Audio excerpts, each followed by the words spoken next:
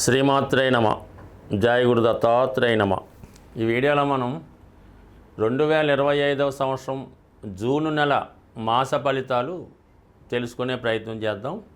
మరి ముందుగా ఈ నెల ప్రారంభంలో ఉన్నటువంటి గ్రహస్థితి పరిశీలించినప్పుడు మరి కుంభరాశి అందే రాహుగ్రహం ఫ్రెష్గా మే 18నే రావడం జరిగింది. సుమారు 1.5 సంవత్సర కాలం పాటు రాహు కుంభరాశి అందే సంచారం జరుగుతుంది. ఇక మేషరాశిలో షష్టగ్రహ కూటమి విడిపోయి సింగిల్గా శని భగవానుడు ఒక్కడే మీనరాశిలో సంచరించడం జరుగుతుంది. ఇంకా 2.5 సంవత్సరాల పాటు అదే రాశిలో అటు ఇటుగా వక్రించినప్పటికీ అదే రాశిలో సంచరించడం జరుగుతూ ఉంటుంది. మరి మేషరాశిలో శుక్రుడు, వృషభ రాశిలో రవి బుధ గ్రహాలు, మిథున రాశిలో మరి కొత్తగా మారినటువంటి మే 15 నుంచి అదే రాశిలో సంవత్సరం పాటు గురుగ్రహ సంచారం మిథున రాశిలో.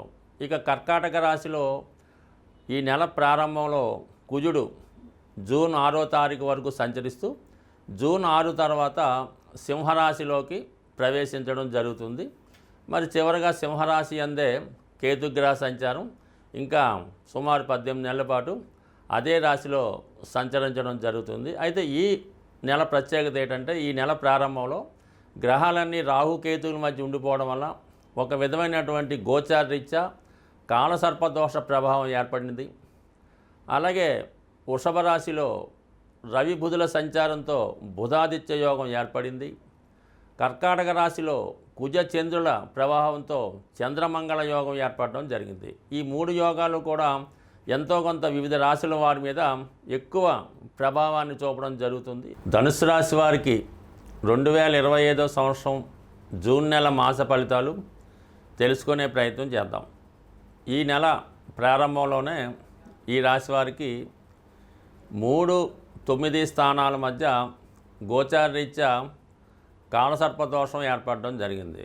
అంటే ఎప్పుడైనా గ్రహాలన్నీ రాహుకి అటువైపు కానీ ఇటువైపు కానీ ఉన్నప్పుడు ఇటువంటి యోగం ఏర్పడుతూ ఉంటుంది. దానివల్ల గ్రహాలు రాహుకేతువుల యొక్క ప్రభావానికి లోనే తమ యొక్క పూర్తి ఫలితాన్ని స్వేచ్ఛగా ఇవ్వలేకపోతూ ఉంటాయి.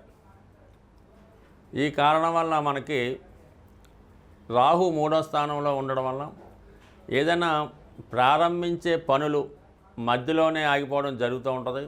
మనం ఒక ప్రయత్నం చేస్తుంటే వేరే ప్రయత్నం ద్వారా వెళ్ళడం జరుగుతూ ఉంటుంది అన్నమాట. అంటే సాధారణంగా ఎలా ఉంటుందంటే మనం ఏదో ఒక ప్రయత్నం చేస్తుంటే వేరే ఒకటి వచ్చి ఈ పని ఎలాగైతే జరగదో మనం ఏదో రాంగ్ రూట్లో వెళ్ళి అక్కడ కొంత డబ్బు పే చేస్తే పని జరుగుద్ది అని మిమ్మల్ని రాంగ్ వేలో నడిపించే అవకాశం ఉంది. కానీ మీరు కరెక్ట్ వేలో వెళ్తేనే కరెక్ట్గా పని జరుగుతుంది. సో అది జాగ్రత్తగా చూసుకోండి. 9వ స్థానంలో కేతుగ్రహ సంచారం చాలా వరకు ఆధ్యాత్మిక చింతన పెరుగుతుంటుంది. రొటీన్గా చేస్తున్నటువంటి పనులు పక్కన పెట్టి ఇతరుల యొక్క కార్యక్రమాలు చేపట్టడం, ఏదో అది ఒక ధర్మ కార్యక్రమంగా భావించి ఏదో ప్రజాదరణ కార్యక్రమాలు చేపట్టడం, ధర్మాన్ని కాపాడే ప్రయత్నం చేయడం, ఇవన్నీ కూడా కొంతవరకు చేసే అవకాశాలు ఉన్నాయి. అంటే ఇప్పుడు ఈ 9వ స్థానంలో కేతువు సుమారు 18 నెలలు ఉంటాడు. ఈ 18 నెలల్లో ఈ ఆధ్యాత్మిక రంగంలో ఎవరైతే ఉంటారో అది జ్యోతిషం, వాస్తు, వేద పండితులు, హోమాలు చేసేవారు, పురోహితులు, అది ఏ భాషలో ఉన్నా, ఏ కమ్యూనిటీలో ఉన్నా, ఏ జాతిలో ఉన్నా వాళ్ళకి మాత్రం మంచి గుర్తింపు, మంచి పేరు వస్తుంది. ఈ సమయంలో కంపల్సరిగా మీరు ఏదో ఒక పుణ్యక్షేత్రాన్ని దర్శిస్తారు. అలాగే చాలా వరకు పండితుడిగా పేరు సంపాదించుకుంటారు. కానీ మనీ విషయంలో మాత్రం అది పెద్దగా అది కోఆపరేట్ చేయదు.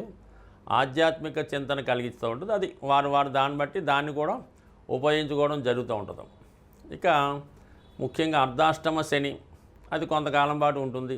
ఇప్పుడు ముఖ్యంగా అష్టమంలో ఏర్పడినటువంటి కుజ చంద్రులు ఈ చంద్రమంగళ యోగ ప్రభావం వల్ల దగ్గర బంధువులతో విరోధం వచ్చే అవకాశం ఉంది.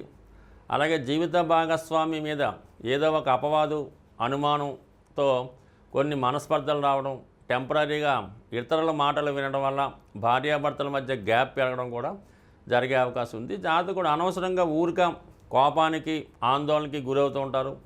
సో అది జాగ్రత్తగా కంట్రోల్ చేసుకుంటేనే మంచిది. ఏదైనా కళ్ళతో చూసిందే నిజం అనుకోవాలి. ఇతరులు చెప్పిన మాటలు వినడం వల్ల నష్టపోవడం జరుగుతుంటుంది కాబట్టి ఈ విషయంలో కూడా జాగ్రత్తగా వ్యవహరించండి. ఇక శుక్రుడు 5వ స్థానంలో ఉన్నాడు. చాలా వరకు మంచి ఆలోచనలు వస్తూ ఉంటాయి. ఇది మీలో ఉన్నటువంటి టాలెంట్కి తగిన గుర్తింపు వస్తుంది. ఎవరైతే మ్యూజిక్, ఈ సినిమా, ఈ మీడియా, సంగీతం ఏదో ఒక కళా రూపంలో ఉన్న వారికి తగినటువంటి ప్రతిభ, గుర్తింపు రావడం జరుగుతూ ఉంటుంది. మీ కుటుంబంలో ఉన్నటువంటి స్త్రీలకి ఒక గౌరవప్రదమైనటువంటి హోదా లభించే అవకాశం ఉంది. వారికి ఏదైనా ఉద్యోగం రావడం కానీ, వివాహం నిశ్చయం అవ్వడం కానీ జరిగే అవకాశాలు చాలా వరకు అనుకూలిస్తాయి. సో వీటన్నిటికన్నా మీకు ఈ నెల నుంచే గురువు 7వ స్థానంలోకి వచ్చి రాశిని వీక్షించడం వల్ల చాలా వరకు మనకి ఆధ్యాత్మికంగా కొత్త కొత్త ఆలోచనలు వస్తుంటాయి.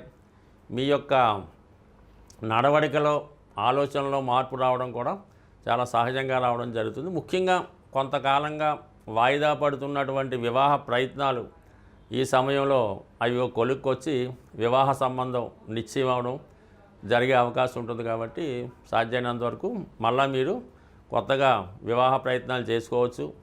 అలాగే కొంతవరకు భార్యాభర్తల మధ్య ఉన్నటువంటి విభేదాలు కూడా ఒక కొలిక్కొచ్చే అవకాశం ఉంది. కొత్త పరిచయాలు ఏర్పడతాయి. కొత్తగా ఆదాయ వనరులు ఏర్పడుతూ ఉంటాయి. మిమ్మల్ని మీరు కొత్తగా ప్రజెంట్ చేసుకుంటారు. ఏది ఏమైనా ఈ ధనుసు రాశి వారికి కుజబలం అనుకూలంగా ఉన్నది కాబట్టి ధనుసు రాశి వారికి గురువు యొక్క బలం అనుకూలంగా ఉండడం వల్ల మిగతా గ్రహాలు ఎటు నుంచి ఎటు ఉన్నా కూడా సాధ్యమైనంత వరకు గురువు యొక్క అనుగ్రహంతో మీ కార్యక్రమాలన్నీ సజీవంగా సాగే అవకాశం ఉంది. అన్ని సమస్యలకి మూలం ధనం. అందుకే ధనం మూలం మిథం జగత్ అన్నారు. ధనం ఖర్చు పెట్టడం అన్నది చాలా సులభం, సంపాదించడం అన్నది చాలా కష్టం. అయితే ఈ ధనం సంపాదించడానికి ఒక సులువైనటువంటి మార్గాన్ని తెలియజేయడం జరుగుతూ ఉంటుంది. అది మీకు ఈ నెల ఫలితాల్లో ఈ అద్భుతమైనటువంటి ధనయోగాన్ని కలిగించే రెమెడీ మీకు చెప్పడం జరుగుతూ ఉంటుంది. ఇది కొంతవరకు మీరు చేయవలసిందల్లా ధనానికి అధిదేవత అయినటువంటి లక్ష్మీ అమ్మవారికి ఇష్టమైనటువంటి రోజు శుక్రవారం. ఈ శుక్రవారం రోజు మీరు ఏం చేయాలంటే ఒక మట్టితో తయారు చేసినటువంటి ఒక జాడీ అనొచ్చు, డబ్బులు దాచుకునే డిబ్బీ కూడా అనొచ్చు. పూర్వకాలం మట్టితోనే తయారు చేస్తూ ఉండేవి ఈ ధనం దాచుకునేవి. అందుకని ఈరోజు కూడా పాత ఇళ్ళై పడగొట్టినప్పుడు తవ్వినప్పుడు దొరుకుతూ ఉంటాయి కొంతమందికి. అటువంటి మట్టితో తయారు చేసినటువంటి డిబ్బీ ఒకటి తీసుకోండి శుక్రవారం రోజు.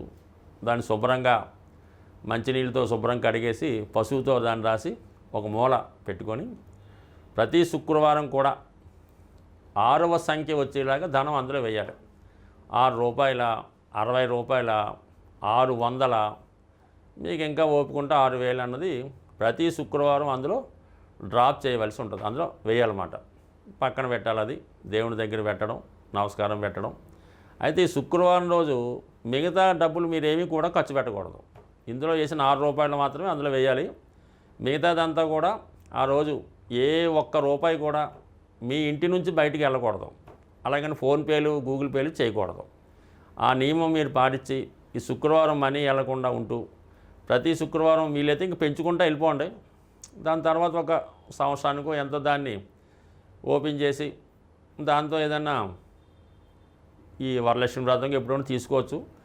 గోల్డ్ ఏదైనా కొని అది అమ్మవారి పూజకు ఉపయోగపడేలాగా, ఇది బంగారు పుష్పాలు, బంగారం కిరీటమో, లేదంటే బంగారంతో చేసినటువంటిది ఏదైనా ప్లేటు ప్రసాదం పెట్టడానికో గ్లాసో కొని అమ్మవారి దగ్గరే పెడతా ఉండండి.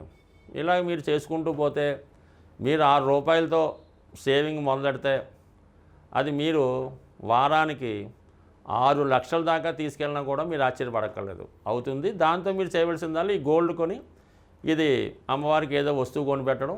మళ్ళీ మీకు బాగా మీరు దాన్ని మళ్ళీ మీ ఇంట్లో ఒక అమ్మాయి పుడితే ఆ అమ్మాయికి, అంటే అమ్మాయి కూడా లక్ష్మీ స్వరూపం కాబట్టి ఆవిడకి మీరు అవి కానుకగా ఇవ్వచ్చు, బంగారు ఆభరణాలు కూడా ఇవ్వచ్చు. బట్ ఏదన్నా ఈ శుక్రవారం 6 సంఖ్య ఇది కాకుండా మిగతాది కూడా బయటికి వెళ్ళకూడదు. ఇంకా అది ఎంత గొప్ప అవసరమైనా సరే అక్కడతో శుక్రవారం నాడు స్టాప్ చేసి శనివారం మార్నింగే పేమెంట్స్ అన్నమాట. ఈ విధంగా చేసి చూడండి.